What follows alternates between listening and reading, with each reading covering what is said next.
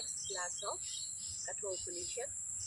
In the last class, we have seen that the Nachiketa is asking about the boons, and Yamaraj is trying to ignore him. He is trying to just diversify him to the physical objects of this earth and even of the heaven, so that he may not ask about what is Atma, what is Paramatma, what is God, what is soul, and how to achieve that goal. Because that Yamaraj, as we elders see that the children won't be able to understand what they are asking. They are asking out of curiosity, but they don't have such level of wisdom to understand the difficulty of that subject. So in that way, the Yamaraj is telling that you take this thing, like we give the other attractions to the children. But the Nachiketa was very affirm too about his boon he wanted to ask. So today we will start from the 14th shloka of Kathopanishad. अन्यत्र धर्मात् अन्यत्र अधर्मात् अन्यत्र अस्मात् कृत अकृतात् अन्यत्र भूताच भव्याच यत् तत् पश्यसि तद्वत्. It's like that when we ask something to someone and he is just beating around the bush, and we say, don't beat around the bush, come to the point, tell me what I am asking. So Nachiketa says, from dharma, from righteousness. Dharma is the righteousness, and adharma is the sin, and duties krit, which have been done, and the inaction is akrit. When we don't do anything, that is akrit. Past is bhut is past, and future is bhavya, which is going to be happen. Whatever is separate from each subject of the universe, the God is apart from dharma, apart from adharma. God is apart from krit and from akrit, and it is separate from every subject of the universe. He is not mingled with any subjects. Just like in butter, if we take the butter and we put some coins into it, then what will happen? We can remove the coins very easily, but with the coins, some of the butter will get attached. But the God is like that. If we put something in the butter, but it will come out as it is. So the God is which is not attached to any of the object in the universe. So Nachiketa is asking, that entity I am asking, that you perceive, please counsel me on that. I don't want to ask you that what I am doing, I am having very good wisdom, I am not like other kids, but you come to the point and tell me about that, the God. So in the other way, if we see to this shloka, from the mouth of Nachiketa, what the Kat Rishi wants to tell us, that God is a separate entity from dharma and adharma, from righteousness and sin. He is not involved in any of the righteous deeds and any of the sinful deeds. He is not the he is away apart from past, present, and future. This is past and this is future. Present comes in between. So what the present is, a demarcation, a just wall between past and the future. Past has doesn't have its own entity. Only entity is having the past and the future. This is the one wall which separates the past from the future. Just a movement before what we were, that is past now, and what will happen after a movement, that is the future. God is separate from all three entities. How we are demarcating the present? Because I am talking now, I am sitting here, this is present movement. Okay, so I was not sitting here before 10 minutes, and I won't be sitting here after 10 minutes. So my entity is at present, making my presence at this moment, makes this moment as a present. And when I won't be here, it will be a past. And if after the next class, we can say tomorrow we will be there. So the God is different. The past, present, and future is with respect to mortal bodies. It doesn't apply to the immortal, it doesn't apply to the God, it doesn't apply to the soul even. So Nachiketa is asking, you please counsel me on that, which is the very different entity, which is not involved with past, present, future, which is not involved with the righteousness and the sin, which is not involved with the duty and with the inaction. So I want to know about that. सर्वे वेदा यत्पदमानन्ति तपांसि सर्वाणि च यद्वदन्ति यद्इच्छन्तो ब्रह्मचर्यं चरन्ति तत्ते पदं संग्रहेण ब्रवीमि ओम इति एतत्. The crux of all the answers we are having in our mind, and all the question which the Nachiketa was having has got answer in this shloka. What is it saying? Sarve Veda Yat Padam Amananti. The expression, the devotional verse say to which the mantra, all the Vedic mantras which tell about the entity, all Vedas describe one entity, all ascetic practices, one the rishis, munis, they practice that lead to that entity, for whom the observed, for whose inclination, uh, who is very every the one person is doing finance for that entity only, one is doing dharma for that entity only, and for whose inclination, who stick to the virtuous conduct, that word is om. To tell you in short, the entity name is om. That entity which the Nachiketa is asking, which is such a different type of entity, that is om. The Yamaraj is answering the Nachiketa. So the Om is the name of the God. There may be various names we are carrying, like to a person we say father, papa, mama, and the mother says my son, and the officer says my employee. So an entity may have different names as per his actions, as per his position, and as per his relation. But the God has a main name, that is Om. Om iti itat. So Sarve Veda Padamadadi. All the Vedic verses, the creations tell about that entity. The Om refers to that entity. Etadvai aksharam brahma, etadvai vaksharam param, etadvai vaksharam jyatva, yo yadichyati tasya tat.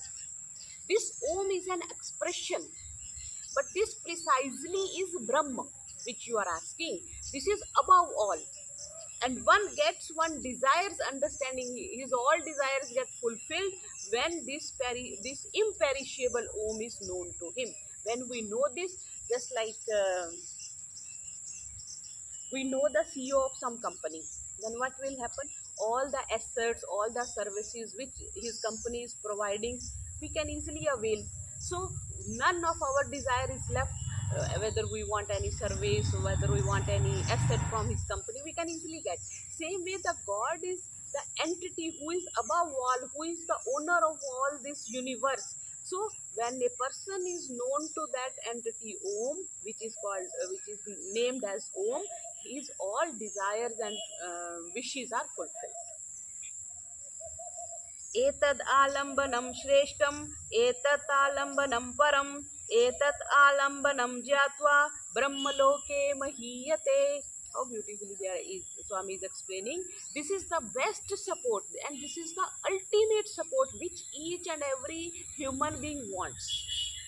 He is such type of support, and he is the perception of this support makes a man eminent in heaven. Brahmaloka mahiyate. He is respected in Brahmaloka also, who achieved, who has who has contact, and who has got a relation with the entity which is called as Om. न जायते म्रियते वा विपश्चनायं कुतश्चिन् बभूव कश्चित् अजो नित्यः शाश्वतो अयं पुराणो न हन्यते हन्यमाने शरीरे. After explaining about the Brahma, the Yamacharya is now explain about Atma. So what is Atma?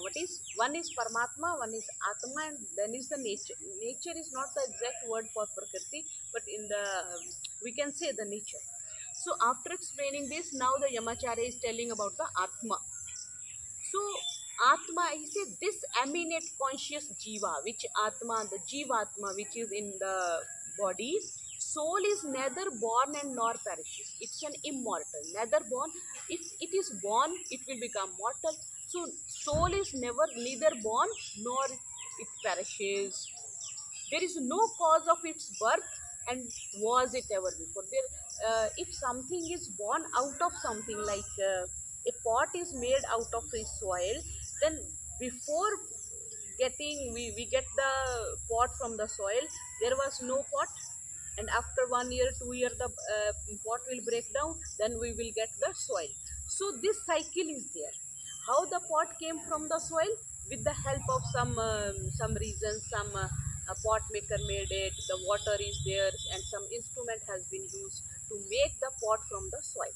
Then when it will break down, it will go into the soil. So there is some reason, but for soul, the Jivatma, there is no reason of its existence. It was never, so it's never born, and it will never get depleted also, or perishes also. It is eternal and it is perpetual. It will remain all the time, and it is innocent and ancient as well. And the body perishes but doesn't.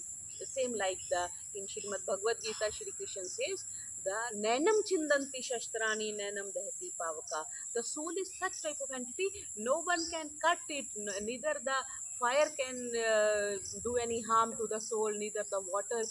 These harms can be given to the body only. In further the shloka it will come, the body is can be, can get any sort of destruction, any sort of disease, but the soul is above all from the perish. It is not perishable, it is not destructible, and it is perpetual and immortal. In the next shloka was say, hanta chen manyate hantum hataschen manyate hatam ubhau tau na vijanito nayam hanti na hanyate. What is it? If a killer thinks, like the killer is there, they kill, and if a killer thinks that he is striking, and if one dies he thinks that it is dead, then both are wrong. So they can, the body, the covering of the soul can be removed, can be destroyed, but the soul can never be killed. He is neither strikes nor dies. So telling about all the Brahma and Atma, the what it we can say, that is, one is macrocosm and one is microcosm. The macrocosm is the universe, we can say. The soul is the microcosm. So the Acharya is telling the Jivatma is minute, very small. It's like an atom. And what is Brahma? What is Paramatma? It is the atom of atoms. It is smaller than the atoms, are a part of the atom. Why he wants to tell? Because it is subtle. When there is some gross, in gross we can put the subtle, and if subtle, if something subtler comes, we can put in the subtle also. So what we can say, the body is gross, the the body, physical body is the gross, and then soul is subtle, and then Brahma, the Paramatma, is the subtle. So in the bigger the smaller can come, in the grosser the subtler can come. So God, and it's not that the God is very small only, God is very vast also, because he's an atom, and atom is subtler to the subtle, but this doesn't mean that he's so tiny. He's so big also, he's covering the whole universe. He is the greatest of the great, and he resides in the cavern even, but not in the cave of a mountain. He is so big that all mountains, sun, all the planets, the whole universe is inside him. So it's such a beautiful entity. He is the biggest of the big, and he is the smallest of the small. So he is in the soul of a living being, seated in the cavern of the heart. So say, Angusht Matram. He is not visible to the one who is stuck. Why he is not visible? If the God is so big and he is so small, he is sitting inside us, why he is not visible? For that they are telling in the next shloka, Anor Anyan Mahto Mahiyan Atmasya Jantor Nihito Guhayam Tam Kratuh Pashyati Vit Shoko Dhatu Prasadan Mahiman Atmanaha. But they are telling, because why he is not visible? Because he is sitting inside us now, so he should be visible. We should get the direct contact with the God, but we are not getting, because we are entangled into the net of karmas. So at the and the riddles of the world, all the time we are thinking of eating, drinking, enjoying, going here and there, picnic, and we are not concerned about the God. It's same like that when we go to the market. What we say, what we want to buy, our eyes goes on that shop only. We want to eat, buy the grocery. look for the grocery store. If we want to buy the clothes, we look around the cloth merchant. So same way, we are not having intention to see the God. We don't have intention to see the Brahma. May thou he is inside us, but we don't have intention, so we don't see it. Only one the who is free from desire in karma, who doesn't have desires of this physical world, who doesn't have desires to get a car, to get a house, to get a son, to get a son-in-law, daughter-in-law, all the relations or the assets, all the objects, they are very they are not of any value in front of the value of Brahma, because he is the greatest of great. So the grandeur of the God can be perceived by whom? Those only who got his grace, then only you can see him. And when you will be free from the net of the karma and the riddles of the world, then only you can see the God. And who is holding the God who is holding the universe, we can see him only by his blessings. When he wants, then only we can have his darshan. आसीनो दूरं व्रजति शयानो याति सर्वतः कस्तं मदामदं देवं मदन्यो ज्ञातुमर्हति. Asinom duram varjati. He is seated on one place. He is stationary at one place, but his access is far and distant. One thing is telling, he leave aside of his being seated, even if he is asleep. If he is asleep, he is still present everywhere. No place is very much demarcated for his presence. He is present everywhere. He is omnipresent. If we say that God is seated inside the heart, in the cavern of the heart, but still his power, his grace is present in the full body. Same way, just like a king is there. A king has a very huge kingdom, but his palace is in one city only. And in palace also there is one room only where he sleeps, or where he arrange his meetings and everything.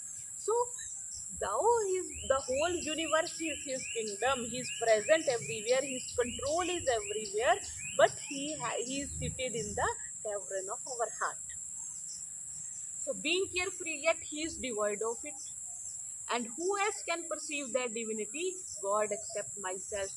Yamaraj is telling, who can perceive the God except me? So Mrityu knows everything about the God. That's why he is telling the Nachiketa what Brahma is, what God is. He is explaining. Ashariram sharireshu anavastheshu avasthitam mahantam vibhumatmanam matva dhiro na shochati. Who exist without a body in those who have a body, who exist in the stable form amongst the unstable objects, and who is eminent, who is all pervading, who is omnipresent, who is present everywhere, and who is the omnipotent also, and who is the soul Atma. Knowing him with the meditation, with the penance, composed people do not ponder in the grief. When we see the God in each and every object, each and every entity, each and every human being, animal, insect, everywhere, when God is present everywhere and his power is working in each entity, how we can have some bad words, or we can think of bad about any entity, any animal, any plant? So what he say, when he is a shariram, he doesn't have sit in a body. Shrireshu anavasthitam, who exists without a body, he doesn't have a body. And who have a body, who exists in the stable form, but he is a stable. Well, just like we say, it's not an mercury that unstable. The God is very much stable. The Swami Satyapati used to say one thing: this whole universe is composed of whatsoever matter it is composed of. The God is no, even a minute place is not there where the God is not there. Because if God, suppose the whole universe is this much is the whole universe, and at this dot the God is not there. Just like with the children, we do some riddles, we do that. If the God is not there, then what will happen? Whatsoever is happening here, God is not aware of. So God cannot give the fruit of our actions. So what happened? God is present in each and every point of this universe. No place is without his presence. Same say it's saying he is omnipotent. He is omnipotent because he is omnipresent. They are the reversible, like proportionate to each other. So he is only known by the meditation, by the penance, and who get rid of this riddles of the world and the net of the karmas. Only those souls can achieve him. न यमात्मा प्रवचनेन लभ्यो न मेधया न बहुना श्रुतेन यम मेष वृणुते तेन लभ्य तस्य ऐष आत्मा विरुणुते तनु स्वाम. Very beautiful. Many times since childhood we are listening na, we go to satsang, we go to samaj, we listen to pravachans. So say na yam atma pravachenen labhyo. Atma is never found with the great speeches. Maybe you have been listening since over the years, not with the arguments. You cannot argue about how this some entity can be present. He is nowhere and he is everywhere. How this type of entity? You cannot make any argument with the God, about the God. Not with a great deal of reading and listening. You might be listening, you might be reading many of the shastras, many of the books.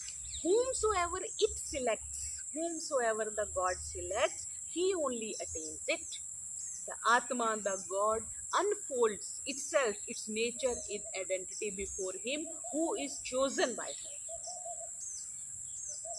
न विरतो दुश्चरितानां न अशांतो न असमाहितः न अशांत मानसो वापि प्रज्ञानेनम आपनुयात्. न अविरतो. Where is he? The Acharya answers, Nachiketa asks, okay, you have told about this entity, but where is he? He is telling, this universe is the result of two energies. One is, we can say, in the constructive and destructive. Everywhere the construction is going on and destruction is going on, because if destruction is not there, no new construction will come out. So two energies, the constructive and destructive, exist in the universe. So these energies are of two types, spiritual and physical. Physical is very much clear to us. We see in our day-to-day life, some building is new construction is going on and some building is demolished. So two type of energies, physical and spiritual. Here we are talking about the spiritual energy only. The spiritual constructive energy, we can say the Brahma, which is the constructive, and the destructive one, spiritual destructive one, we can say the Kshatriya. So Atma, that can swallow a mouthful. Both type of constructive energies the Atma can take in, namely Brahma and Kshatriya. Like the boiled rice, we put ghee and we put some sugar and we take. Same way, there is also a third destructive energy which is called Mrityu. Mrityu is the most fearful destructive energy. Okay, some flood is came, the earthquake is came. These all are the destructive energies. But this Mrityu, the death is itself is a separate entity, which is the very much fearful destructive energy, which is Mrityu, the Yamaraj. So just as ghee is sprinkled on boiled rice and is devoured with relish, in a similar manner, who devours the death, it may apply to the Nachiketa, which is itself devouring with great relish. Who can know about his whereabouts? The God is such a big entity. Who can know about it? Means no one can know about it, and the only people can know about the God who are chosen by him and who are doing the good deeds, who doesn't have any entanglements and who are not involved with the riddles of the world, who are shantam, they have the peaceful mind, they can do the penance, they can do the meditation, only they can achieve the God. So the second part of Katha Upanishad is finished today. The 25th shloka we have just read. So we'll stop here. Om Shanti Shanti Shanti. Om Shanti Shanti Shanti. Om Shanti Shanti Shanti. Om Shanti Shanti Shanti. Om Shanti Shanti Shanti. Om Shanti Shanti Shanti. Om Shanti Shanti Shanti. Om Shanti Shanti Shanti. Om Shanti Shanti Shanti. Om Shanti Shanti Shanti. Om Shanti Shanti Shanti. Om Shanti Shanti Shanti. Om Shanti Shanti Shanti. So we'll stop here. Om.